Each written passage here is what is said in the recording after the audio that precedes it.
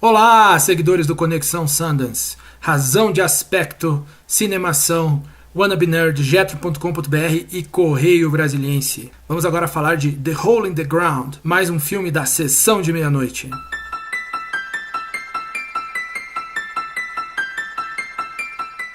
The Hole in the Ground. Eu fui ver esse filme sem saber muito sobre ele, nem a sinopse eu tinha lido. Esse é o primeiro longa-metragem do diretor. Que surpresa, que filme muito bem feito. O que ele tem de originalidade, né? Não sei, talvez não muito, mas em termos de capacidade de execução, é um filme maravilhoso. Qual a premissa? Uma mãe com um passado complexo, né? Que a gente não sabe exatamente qual é. Parece que ela foi agredida pelo marido, se muda com um filho pequeno para uma casa perto da floresta, né? Não muito longe da cidade, mas perto de um bosque na Irlanda.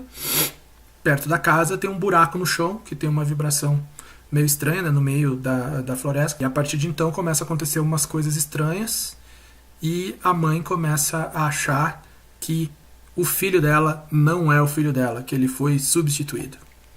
E aí começa toda aquela tensão, né? Se a criança é a mesma criança, se a mãe tá louca, toda essa construção de tensão e de medo, né? Eu achei o filme maravilhoso, excelente. Tô até dividido entre ele e The Lodge aqui, sobre qual foi o melhor terror do festival, apesar de serem filmes um pouco diferentes entre si, ainda que tenham em comum as crianças e uma casa relativamente isolada. Mas esse filme, ele é tenso desde o começo, ele tem um clima sombrio e pesado desde o começo. A fotografia é sombria, tudo é sombrio, né? A trilha sonora o tempo todo é sombria, né? Você não tem sossego. À medida que as coisas vão se construindo e vão acontecendo, né? Você realmente fica tenso, fica grudado na cadeira. O garotinho, né? O ator, o garotinho aqui, ó, é sinistro. É sinistro. Eu acho que eu não lembro de uma criança tão sinistra num filme desde A Profecia, né? Desde o Damien. E também é um filme que, apesar de ter sustos, ele não é um filme que fica investindo no jump scare, naquele susto barato que de repente você...